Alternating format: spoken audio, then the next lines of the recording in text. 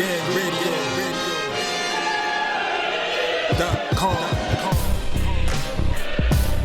Take over.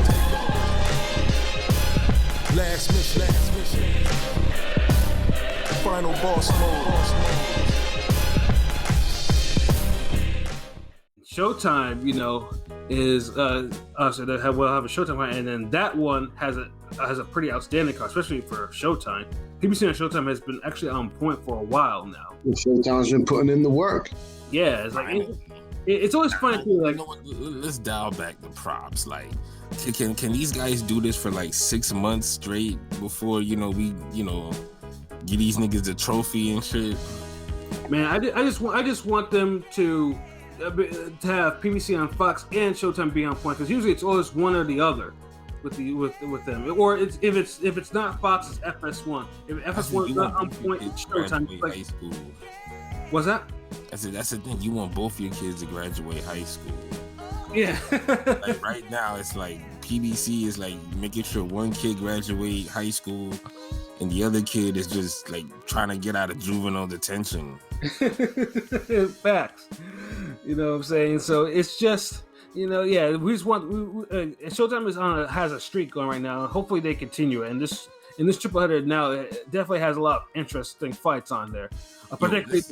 Let's change it up and speak on the undercard first, because I know we're gonna probably spend too long on Broner.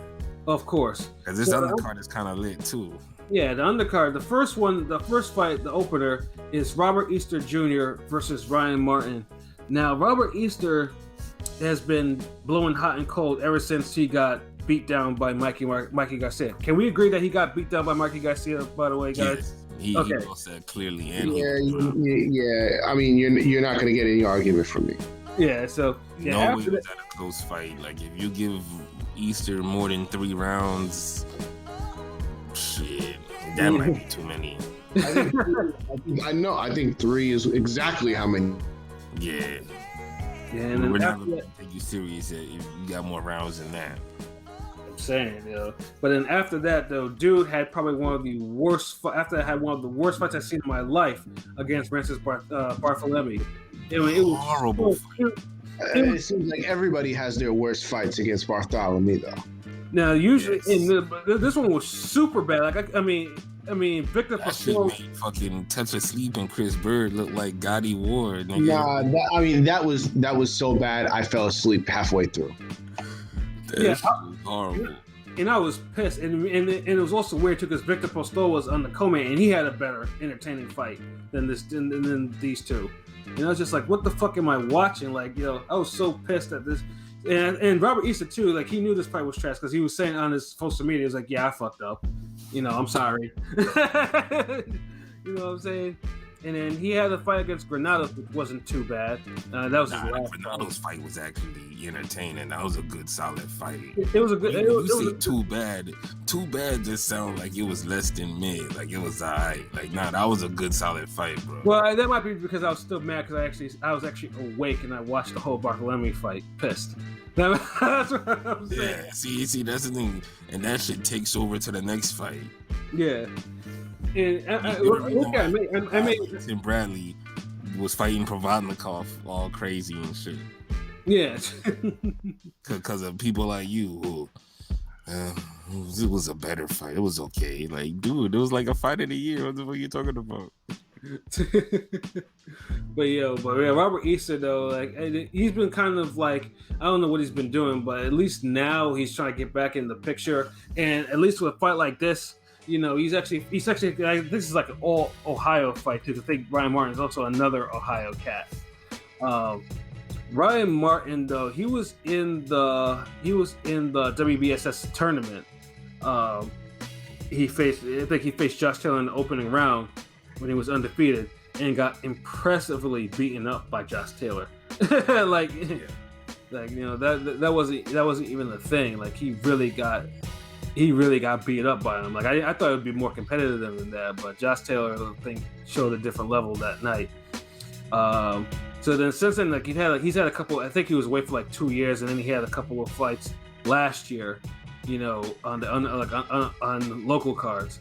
So I mean, so now we're hoping to see whether or not he's going to take advantage this time and show out on Showtime against Robert Easter. You think he can? I'll give him a shot and say that he probably can because it really all depends because Robert Easter's kind of hot and cold, and Robert Easter's also fighting. I think this is a welterweight fight if I'm not mistaken. You serious? Not junior welterweight? I'm thinking. Let me double check on that, but I do think it's pretty high. If it's welterweight, then yeah, that might be an actual problem. Damn. Because I remember, I know there were talks of Robert Easter fighting at welterweight. Let me just check that really quick. But I mean, I think Easter is the talented of the two. I mean, I do think that Easter will probably win a decision. I don't see a knockout, but I think I think he's a favorite as well. I mean, he should be. Yeah, it all depends on what division they're fighting at. I mean, and which Easter we're getting. Yeah, if Easter comes in there like he did with the Granados fight, meaning like he's coming in there with business, throwing mean intentions, coming forward behind the jab, fighting tall, that's how he need to fight. If he comes in there fighting like how he did against... The fight's at 140. 140, yeah, I just saw it too. Yeah, okay, good. Okay, perfect, yeah. So this right up his alley. Like, he can't come in there looking like he did against Bartolome and Fortuna. Yeah. The Fortuna, I feel like it's been downhill for him since the Fortuna fight. The Fortuna fight was actually a good fight to watch, but it was not the type of fight that Easter was supposed to have that much trouble. Yeah, but he looked like shit in that fight. And if Fortuna was supposed to overweight. Fortuna look good, like, and Fortuna be looking sloppy as fuck sometimes. If I think Fortuna was overweight for that fight, and I think that's probably an issue because he couldn't really hurt him like that. That's why we need to see, one of these young guys, take care of Fortuna. Well, they're talking about Fortuna, Ryan Garcia, but we'll see. Yeah, no, but Fortuna. Why would you fight him when he could fight a title fight? Fortuna. Honestly, Fortuna, ever since that quit job he had against Granados, I'm just like, whatever, if Dude fights and not he wins, and if he fights someone I think it's fair, he probably loses, But yeah, he's hot and cold, but when he's on or when he's hot, like he's a problem. He's a threat, like yeah. So but everybody, we in agreement. Robert Easter gonna win a decision against Ryan Martin. Yeah, I agree. In a I guess a low key quality fight, maybe a 6 or a 7 on the entertainment factor. Yeah, it's not. I wouldn't call it a crossroads fight either. Like it's a fight to see where these two are at right now. It's not It's a step above crossroads. It's like a who are you type of fight. I'm not going to say it's crossroads, but honestly, it's kind of close, especially for Easter. If he does, we're checking his temperature with this fight.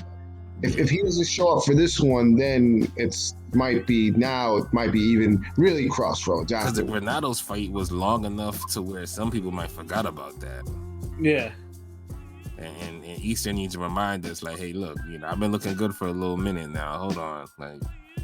My last fight was good. Like this one's good too. Like yeah, and then more being bored, we're gonna forget about the Granados fight and remember the other trash ass fights. And Martin definitely needs people to not remember that he got beat up by Josh Taylor. Yeah, so it's like I mean, if you're gonna get beat up, you might as well get beat up by the top guy in the division. yeah, but do it in an entertaining fashion. Not get beat up and then one-sided beat up. Yeah, he got his ass whooped too. Like he wasn't even competitive, which was even surprising. I thought Martin would actually shoot something. No, Taylor just. The 12-0 or the blank is a blank that ends with a stoppage. Yeah. Put an exclamation point on that lesson. Like, hold on, like, it's a gold sticker. Yeah. Yeah, so we hope that Ryan Martin, though, let's say Ryan Martin has if he loses, then we probably won't see him on TV for a while. Yeah. So next. Yeah, so the co-main is a little bit. I wouldn't say it's also crossfire too, but it's probably in a similar range just to see where everyone's at. We got former world title challenger Dominic Brazil, and he will be facing another quote unquote former world title challenger, although it wasn't really a title. This is the leftovers fight. Yeah, Otto Valen. Now this is actually a good fight. PBC actually, this is some good heavyweight matchmaking.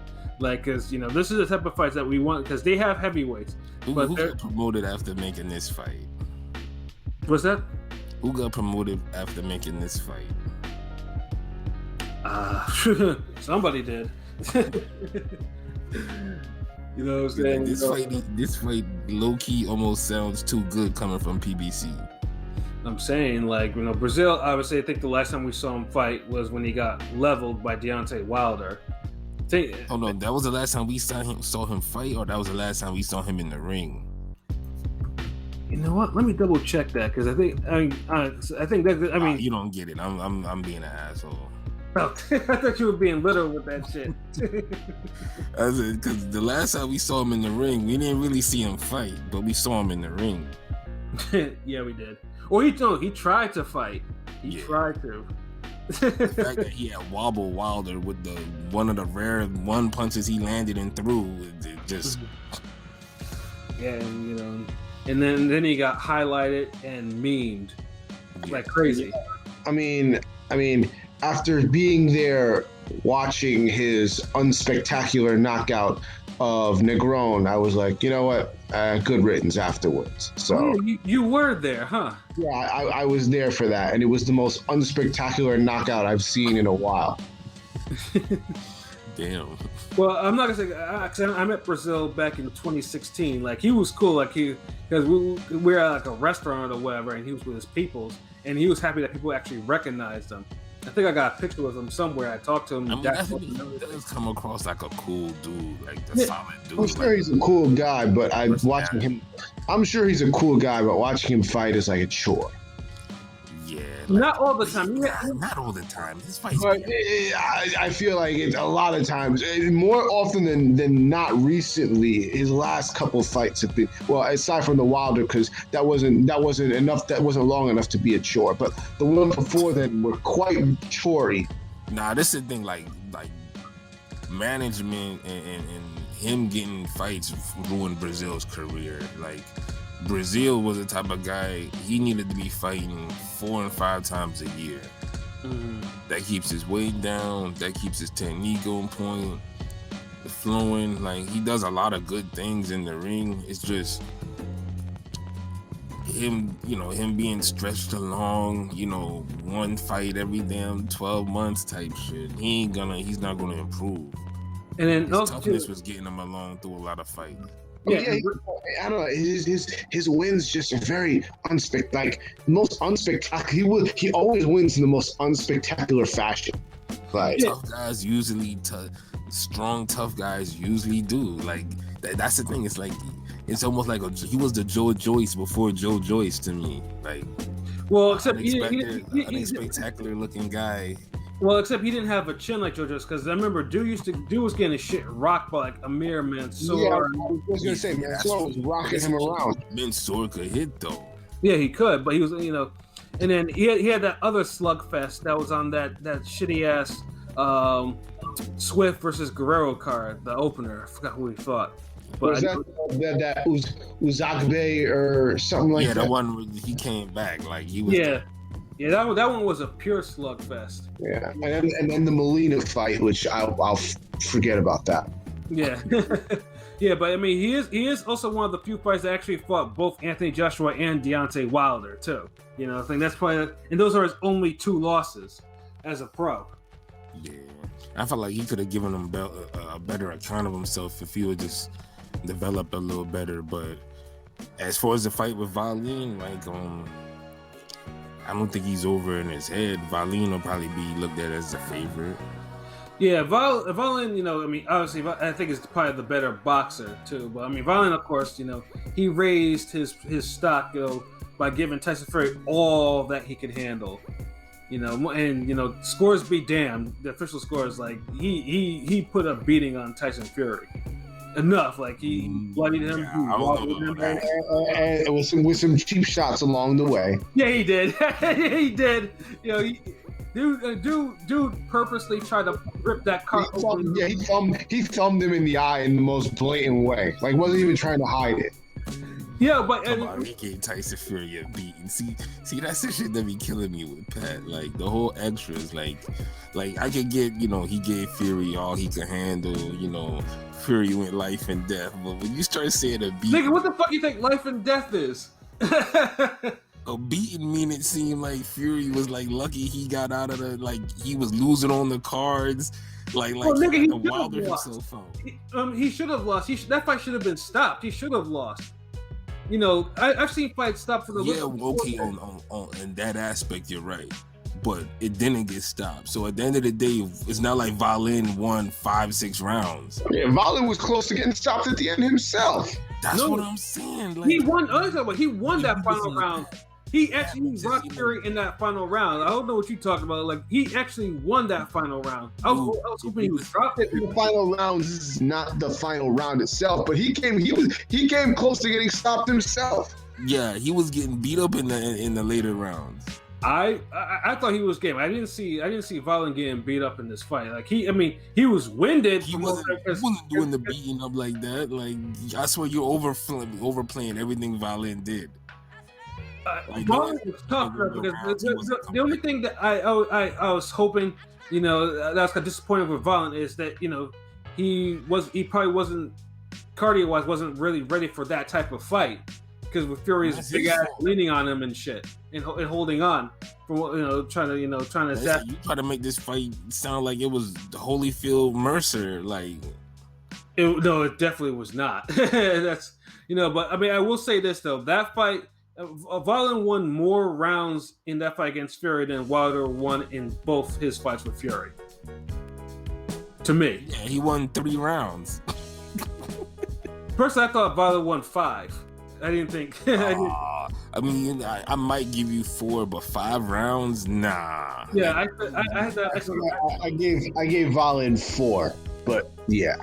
Yeah, 5 rounds is pushing it, man. I mean, I still thought Fury won, but I didn't think he won wide. I thought he won. You don't be sounding like you thought Fury won. That's why I thought that fight was close. I gave Fury the win, but it wasn't no damn wide win or whatever. But you know, it was a clear win. You know, comfortable type of win. It wasn't no beating. But fuck all that. Who you think winning on this one with Wallin and Brazil? Wallin. Yeah, I want. How?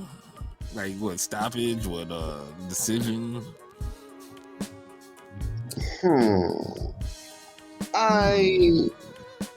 That's a tough one.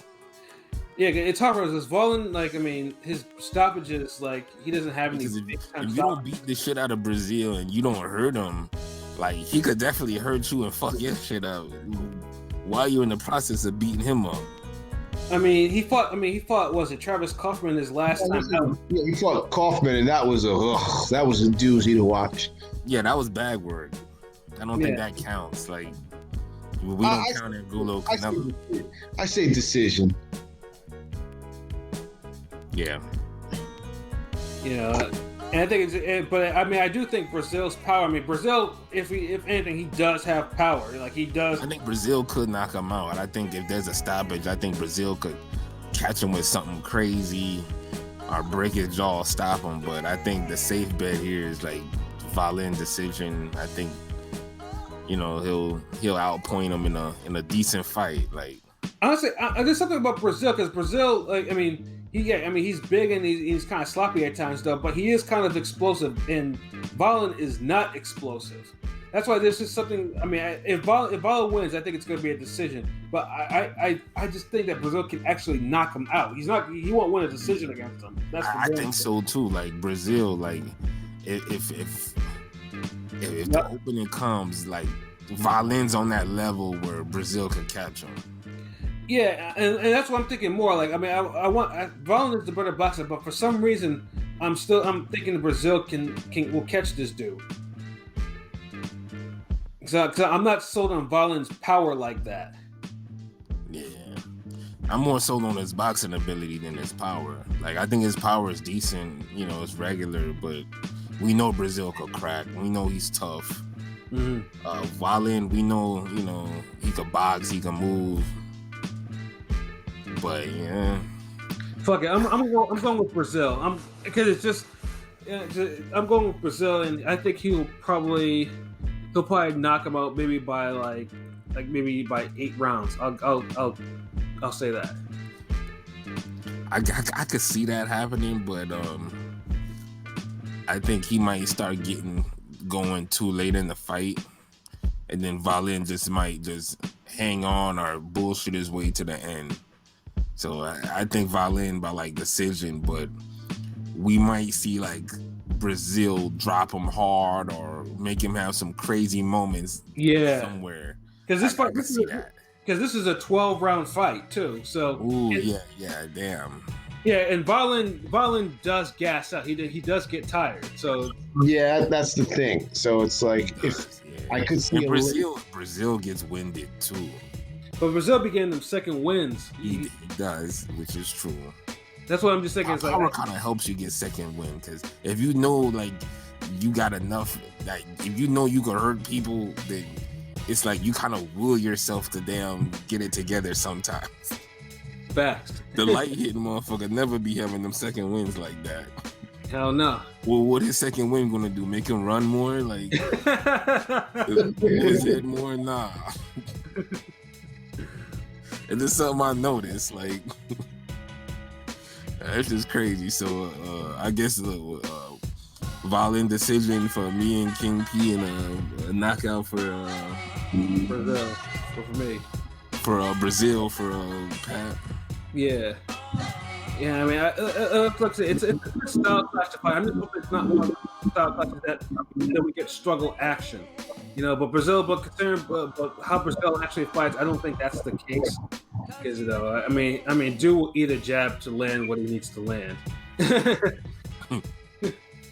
So I mean, but either way, it's a good fight. At least that fight will at least change like the pecking order in terms of heavyweights on the PBC side. Like the winner will probably be moved somewhere. You know, maybe to a more significant fight, probably not like against like a Wilder or a Ruiz or anything like that, but they'll move up the ladder at least. And Brazil definitely needs that because, like I said, you know, that Wilder shit he got crazy. Word. You know, but it should be a good fight. And then we have the main event. I think the one that everyone is really anticipating. We got Adrien Broner, you know, who's coming back after 2-year layoff? It has to be 2-year layoff. 2 year, yes, because he fought in 2019. Yeah, I guess, you know, where he lost sensationally to Manny Pacquiao. And then he'll be facing a cat that most of us I don't think I've ever watched fight, Jovanie Santiago. You know, and Santiago, the only thing that we can go on for Santiago is, hey, he's Puerto Rican, he's 14-0-1, the one draw, and he has 10 knockouts, so he can crack. Now, will that make a difference in this fight? Who knows? You know, but I mean, on his record, I mean, he has one notable name on his record, which is a decision win over DeMarcus Corley, you know, probably a faded one too, at that. But yeah, but Chop's so faded that it's like, really? Yeah. Sorry. Yeah. Yeah. I'm not putting so much stock in knocking out this version of Corley. Yeah. Yeah, no, I mean. Yeah, you're like kind of like 2 or 3 errors behind. Like you don't get no props for that. Like come on. Mm-mm. Yeah, you know, and yeah. So I mean, it's really interesting to see. But I think we're all obviously wondering is like, what does Broner have left? Because obviously, if you're a Broner fan, you've been frustrated over a lot of different things that Adrien Broner has done. Doesn't let his hands go. You know, is gun shy. He struggles with people he shouldn't be struggling with. The whole 9. You know, And of course, like then of course the eating candy stuff. You know, he blows weight and he gets into a lot of trouble outside of the ring. A lot of bullshit. You know, Yeah. A lot of trouble. Yeah. Talking about, Your Honor, I only have $13 to my name. Yeah, okay. yeah. $13 in your fucking Cash App, bro. You don't keep no way you keep all that money in you keep $13. You know, having a bank account in your Cash App. You know, stop lying. You know, bro. Yeah. So, bro has a lot of issues there, and it's like, you know, I know a lot of people want to see Broner do good. Like, you know, obviously he had the Floyd cosign, and you know, he crossed over to the casuals, and he's a legitimate draw. Yeah. At this point, I'm neither here nor there with Broner. It's whatever.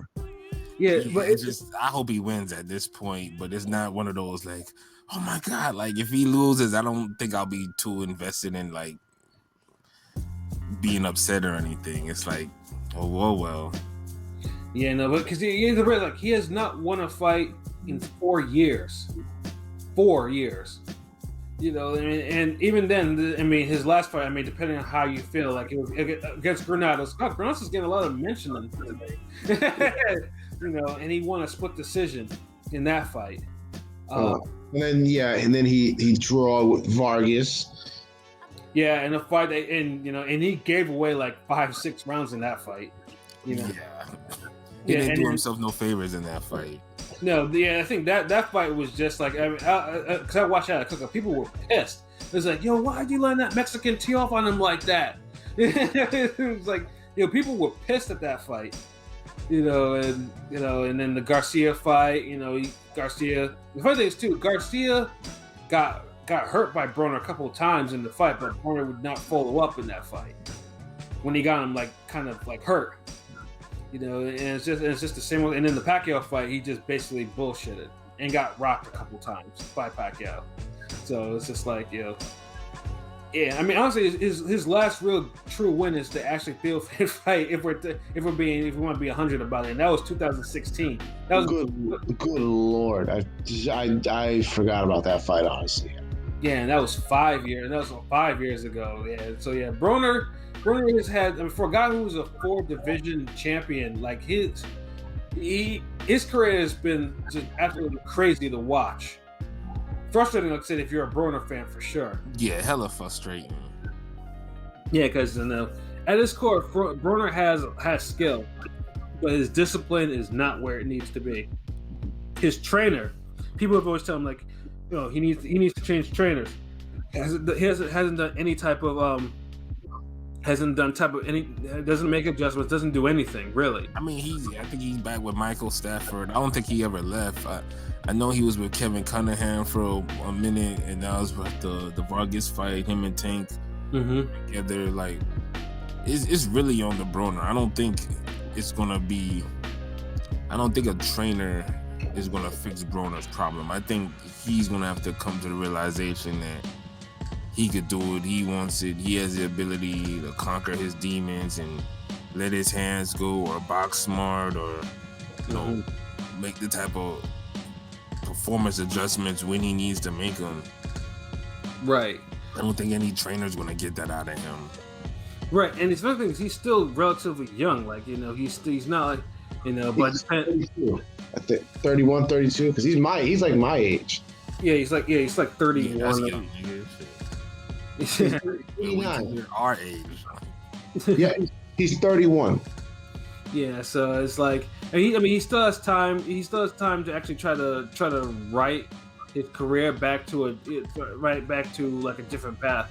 But it really sucks with Santiago. Like, in this fight, like he cannot. I mean, he basically has to win this fight by a knockout or a very wide decision where he beats this dude down. Like, if it's like a Molina type of decision though. Yeah. Cannot stink this one out. He has to go in there and beat this dude's ass. Yeah, like it can't be no Granados type of fight where he ekes out a win.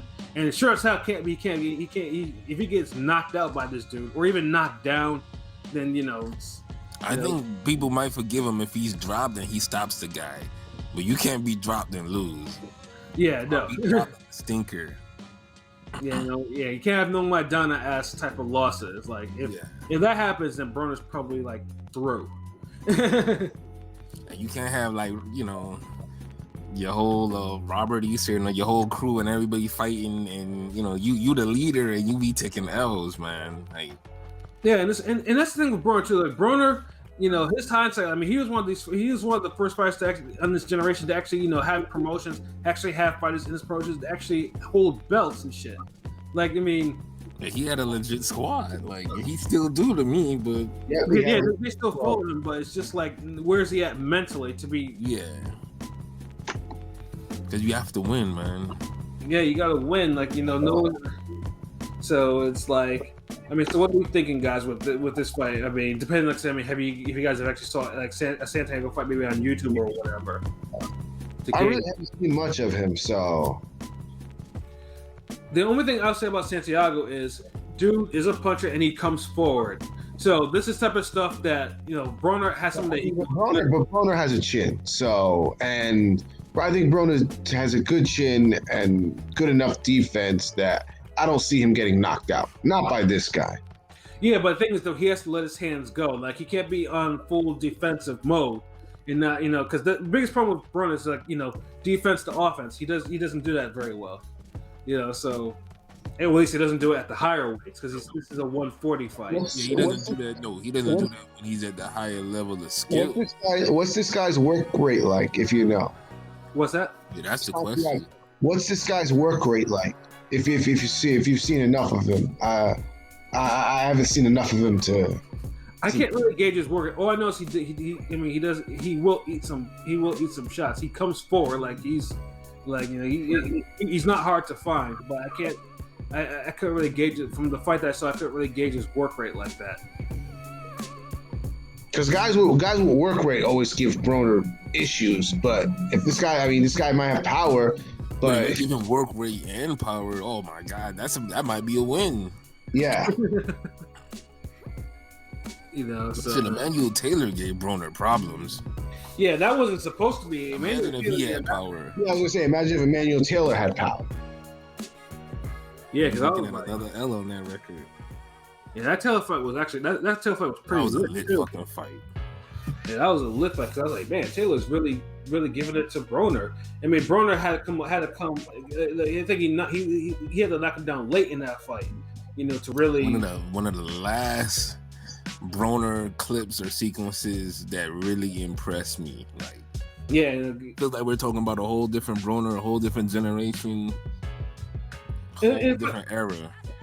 And in the way it feels like, because like I said, Broner's been around for a hot minute. Like, I mean, the first time I saw him fight was the Ponce fight in 2011.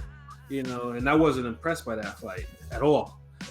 So it's just like, and then he's been around for a hot minute because like in the first half of the 2010s, like dude was on fire. For better or for worse.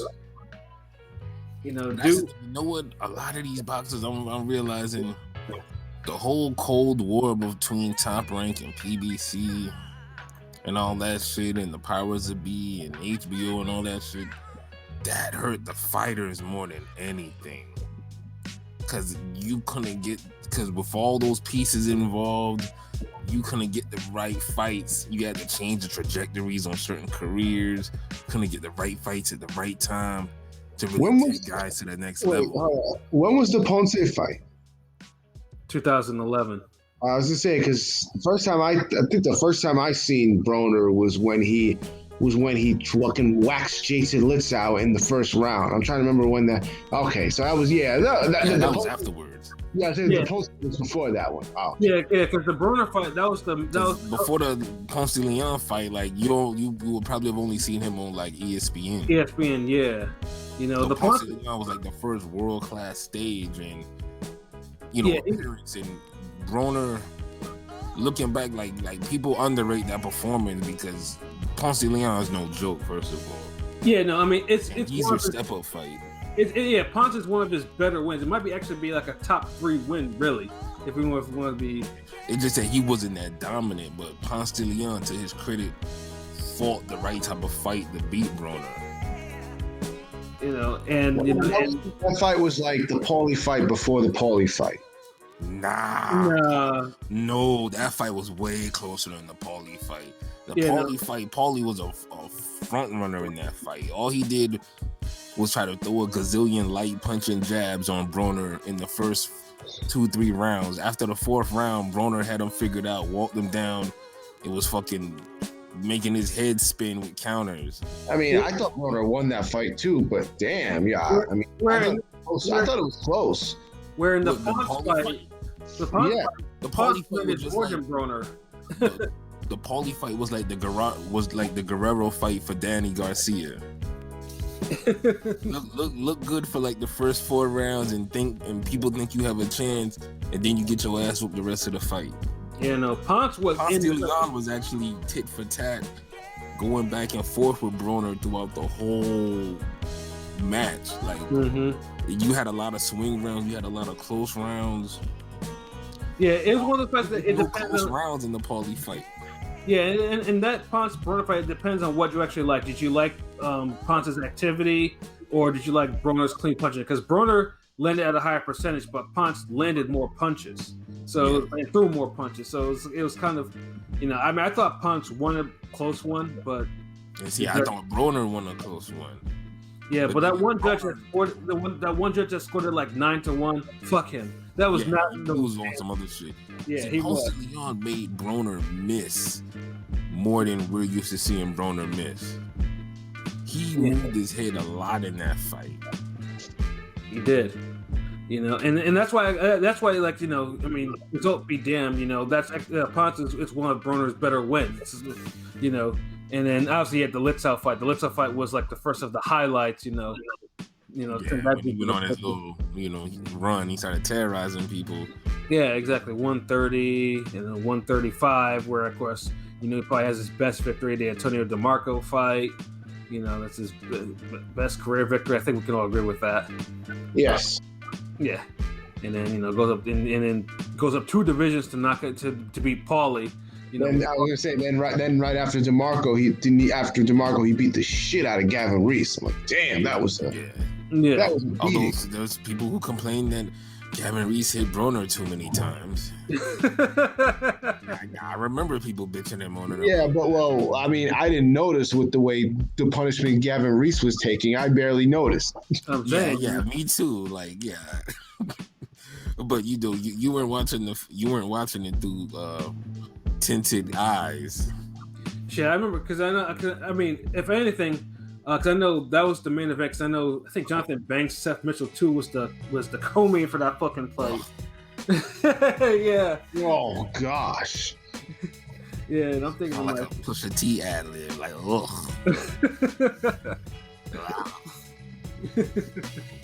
Yeah, that was an interesting card that night. That was a robbery too, but I won't go too far into that one. But yeah, that Reese fight was that was a beating. That was a real beating. So as for this fight, I gotta say, I mean, without knowing too much about the guy, I think it's really more about where Broner's at. I think I'm gonna bank on Broner coming back fresh, rejuvenated, and head on straight. I think he'll take this. I think he'll take a decision. Maybe he might knock him out. I don't know. But if you had to choose one, what's your final decision? You know what? I'll bank on the knockout. Oh, okay. Me, I think I'm gonna bank on a decision. I mean, at 140, he has knockouts at 140, but I just for some reason I do think he can box dude's head off, whatever. But I don't know if he'll stop him. Like, he hasn't stopped anyone in 5 years, so. I might just be safe and Broner will probably win a 12-round decision. But I do think, it'll have to be a clear one. Like, I'm talking about maybe like a 9-3, 10-2 type of decision. That's what I expect, and that's what I'm going to go with. You said what decision? Like either a 9-3 or a 10-2 type of decision. Oh, it's 12 rounds? Yeah. Oh, okay, no late round changery fuckery. Well, it depends, because sometimes Broner has that fuckery. He does, he's had weight limit change fuckery and round fuckery, but it's a 12-round fight for now. Oh, okay. I'm a know one of these Negroes. I'm going Broner KO. I've always been a Broner fan. It's just his career, had its ups and downs. It feel like it's been a lot more downs than ups or even mids for the last 5 years or so. But the man look like he's been changing, or at least recommitted to taking training serious. If you follow him on IG, you get your share of fuckery, but he does post a lot of footage of him training and working out and grinding, and I feel like that's missing with a lot of boxers right now, like that engagement. Yeah, I mean, Broner's been a pioneer of the whole social media for a hot minute, and he never fell off of it. It's just, imagine how it would look if he was on top of his game and getting these wins and knockouts like we know he can do. Yeah, basically he'd have like a Ryan Garcia type of following. Yeah, I think he could get that back if he puts on a great performance, and easy. I say he will. Easy. I mean, that's the one thing I've always given Broner props for. Like, he crossed over to casuals early and maintained it. Like, he became a draw, like a legitimate draw. Like, the earlier, the better. Yeah. And that's what anything is. The earlier you cross over, the better. And then people crossing over and selling out is not the same. Yeah. A lot of niggas get them mixed up. Like, it's a difference. Yeah, and Broner too. Obviously, the stuff that he says, I don't think you could ever call him a sellout. Yeah, exactly. Yeah, because he says a lot of bullshit. He's selling himself out when he not training or taking shit serious. Yeah, but this dude is a draw. When the Ashley Theophane fight, like almost 2 million people watched fucking Spike to watch him fight, and that's why I knew like this dude was that dude was on a different level.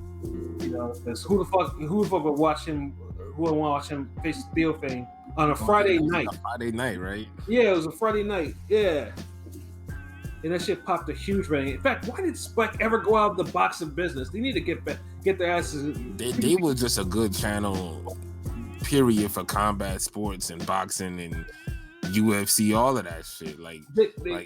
Yeah. I don't know. Just change the Paramount channel, whatever the fuck they call it now. Nah, somebody needs to make like a fight network like that. Like, if you had an exclusive channel for just damn boxing or MMA fights, and that's it. Like, I don't know, like, and they need to be a company where they have their own fucking events and shit. So if you're not staging other promotions, you have your own fucking tournaments and do some Ring City type shit or whatever. But yeah, absolutely. I guess that's too much to ask for. I said, I guess that's too much to ask for, though. Yeah, you already know. It's been the case. Being a boxing fan is just too much to ask for. Yes. but that damn fight, let me know that he was a fucking draw and a half, though. But we do gotta celebrate when we get good cards and good matchups, which Ring Gang does that better than anybody else. We do. No conspiracies, none of that bullshit. We give it to you raw. We tell you what it is. We tell you. We post some training videos where the trainers aren't disrespected, and there's no spiked water bottles, and there's no costume in the corner that had a nigga too tired to train. None of that shit. So you know the deal. But yeah, Broner by fucking knockout.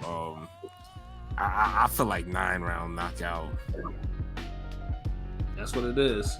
And hopefully, he comes back, because Broner doing good is good for the sport. Canelo fighting good fighters and on a steady pace is good for the sport. Joshua Fury fighting good for, like, I want to see all the big fight names, all the big names do what's good for the sport for a change. Like, can we have that for this year? Yeah, because you can't. I mean, if Broner keeps on losing, you can't really cheer for someone like that. He's not Emmanuel Augustus. Nah, no one wants to root for a fucking loser. Yeah. Especially not a rich loser that's saying he's broke. Because the only thing worse than a loser is a broke loser. Why did you say he's not Emmanuel Augustus? Well, no, because people cheer. I mean, people cheer Emmanuel Augustus even when he was losing, bro. Because Emmanuel Augustus' vibe is different from Broner. Yeah. The way he fought, you can't help but root for him. Like that's what I'm saying. Like Emmanuel Augustus, he an underdog. Like no one ever told us that he was going to be the top guy. He was going to be the next Sugar Ray Leonard or you know what I'm saying? So when we see him showing the talent level of that and, you know, putting up good fights and losing or putting up good fights and winning or getting robbed, you have a different set of appreciation. You look at him differently. Broner, we look at him as nah, nigga, you supposed to be the next Floyd. Nah, you supposed to be Zab 2.0. It's always you supposed to be. Like. And the funny thing with Broner too is Broner had like the support of a lot of like the OGs, like a lot of the OGs, like the legends of boxing, like they wanted that dude. Like you can tell, like his energy was like they wanted to see him like succeed, you know, because they recognized that he was a draw, you know, and I think they still do. They still want it. They still want to see it. But it's just more or less, you know, can Broner help himself out in this situation now? Yeah, so you know, eventually, you know, like, you know, me and PJ, you know, shout out to Fight Architect. We had a eye test episode earlier, you know, a couple weeks ago. We talking about, you know, Broner and potential fight with Prograis, and that's the shit that opens up if Broner looks good in this comeback fight. And we're saying that's a fight that could be, you know, happen later down the line, but it's a fight regardless because 140's packed. Oh yeah, for sure. And it's like, and then for Broner too. I mean, obviously, you know, Broner at 147 is not really effective like that, but 140 is packed too. And you know, obviously, and even if he did go down to 135 is now. Yeah, that ain't happening. Yeah. So I mean, he's in the mix now. Like he's just more or less like with his, you know, with his career now. His star ability, like he'll always be in the mix. It just is up to him if he realizes it or not. Yeah, exactly. All it takes is for a couple KOs against decent names, and he can start saying, "Look, man, I'll knock out Ryan Garcia," and then enough people will be like, "You know what? Yeah. Oh, hey, I'll beat up so and so. If Teofimo want the juice, he gotta beat me." Like, yeah, and one thing too, the fighters they will want. If Josh Taylor, you know, whoever went between Josh Taylor and Ramirez, and Broner calls them out, they're gonna try to make the fight. You know. Yeah. That's why. Stupid not to. What was that? I said they'd be stupid not to. Yeah, exactly. Yeah. That's why we were saying like Prograis, he needs to fight another big name or you know, stay busy so he could get his name up there. That's probably going to be, if I had to bet on anyone being the future Broner opponent, that's probably the one, considering Prograis has had Broner's name in his mouth for the longest. Yeah. Yeah, for some reason I think he has like I think Prograis has a chip on his shoulder for some odd reason. Because Broner kind of like dismisses him like he's some little nigga, even though they're like the same age, or I think Prograis might be older. That's the thing. It's like Prograis got to get his name up there. Like, yeah, you know he do. Like he definitely does need to get up there. I mean, so far, I mean, PBC. Remember, boxing's a what have you done for me lately sport, and Broner epitomizes that. Mm-hmm. So Broner doesn't have to just necessarily be the top name. Yeah, he's lucky. He just has to win at this point. Yeah, he needs to beat up a Jabba or something like that, and he's good. Prograis needs to be the top name or somebody recognizable, so we could be like, okay, yeah, him and Broner be a good fight. But if he beats the same level of guys Broner's beating, no one's gonna care. That's not gonna sell that fight. Mm-hmm. But guys like Teofimo Lopez or Josh Taylor or Ramirez, guys who are champions coming off of them, you know, more recognizable opponents and wins, that's an easier fight to sell. Right.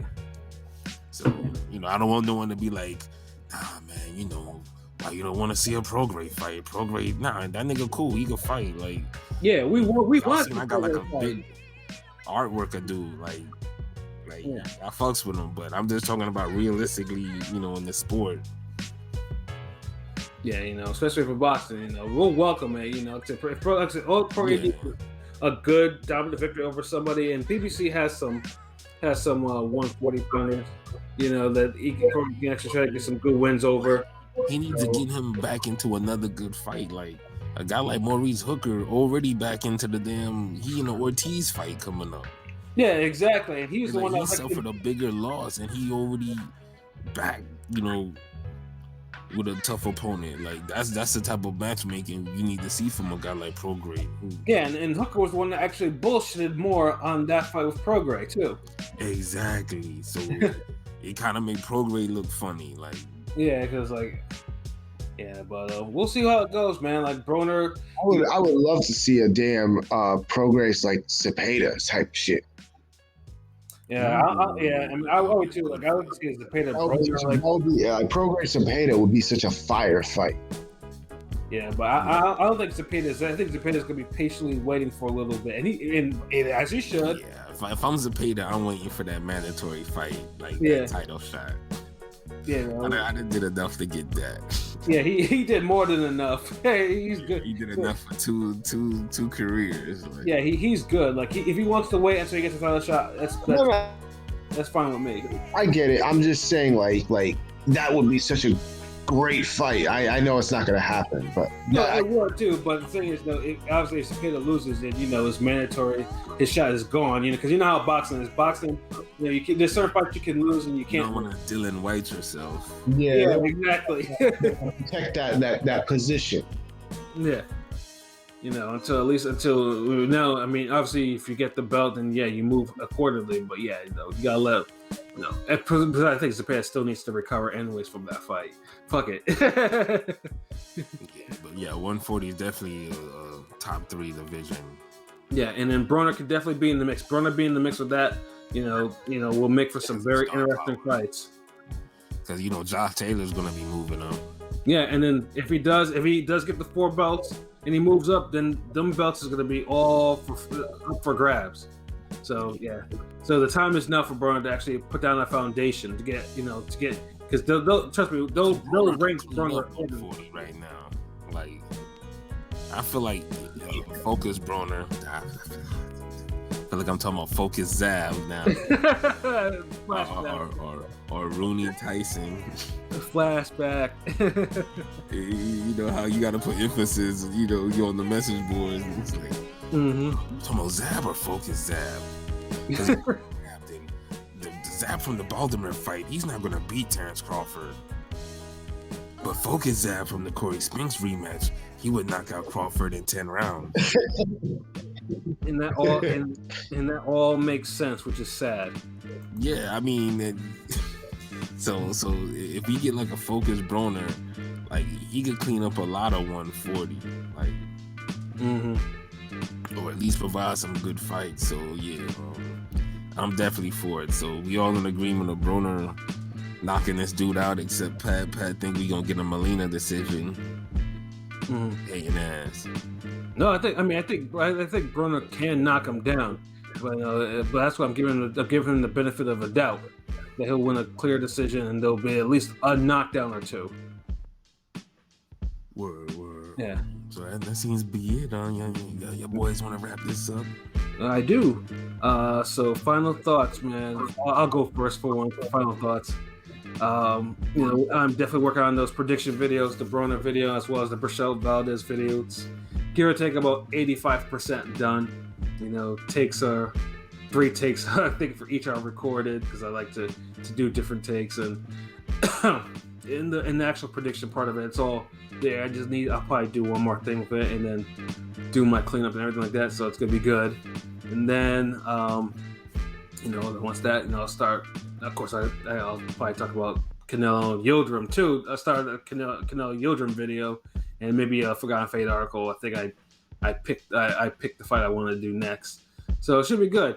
But other than that, man, yeah, tune in tomorrow when we actually do, go in on the recaps, because I know we have plenty to say about. We'll have plenty to say about that. And then yeah, the cartoon is gonna be fire when it's released, man. The shit is gonna be hilarious. So you definitely stay tuned. Shout out to the whole crew and everything, man. Ring Gang, man. Just you just gotta follow, just sub, and then tell your friends, and your friends can tell your friends, and then we can all be friends, man. That's how I always say it, man. So that's it for me. LB? I want chili cheese fries. Roll the onion. No, caramelize the onions. Cilantro seasoning. But nah, yeah, man. Just follow us, subscribe. You know the deal. Trying to get that 1,000 subscribers on that YouTube. So make sure you fucking with us on that YouTube. You subscribe, the notifications, so when you get these new videos and shit. Make sure you definitely follow us on Twitter, because boxing Twitter, we on that shit hard. We do this shit every day. Best pose in the game, stay with the pole. You know what I mean? Yes, sir. And the IG, because we keep it bubbling, the highlights and KOs and podcast snippets and cartoon, all that shit. And above all else, that website, ringgangradio.com. Yes, sir. Fuck with that. But yeah, shout out to the whole squad. You know what it is, man. About to finish up the album with Clanarchy, Sample Genius. Just got like one more joint we gotta do, and we'll be submitting that to the label, getting that ready to drop. We're gonna be finishing up a couple more joints on that. Gonna do the intro, and got that top 5 album gonna be ready to drop. Yes, sir. Cartoon on its way, more articles, more training vids, Training Tuesdays coming back. That's some more shit, so just stay tuned, man. Shuttle. Yes, sir. Hey, P, you got any final thoughts, bro? I mean, y'all took all my sentiments. You already know what it is. I mean, it's Ring Gang. It's the season. It's always the season around us. You know what I'm saying? We forming like Voltron around y'all. We got a lot of dope content coming up. So you gonna see. Subscribe. YouTube, Instagram, Twitter, ringgangradio.com. You already know what it is. That's what it is, man. Ring Gang, man. Like I said, just keep fucking with us, man. Because we do the shit for y'all, man. We got the shit that you want and need, man. So yeah, we're talent. We're nothing but pure talent here. No hype beast shit. We'll make sure we make that perfectly clear. We give it to you. We give you the real. We give you the raw. Real talk. You don't want your CEOs dancing all up in your videos.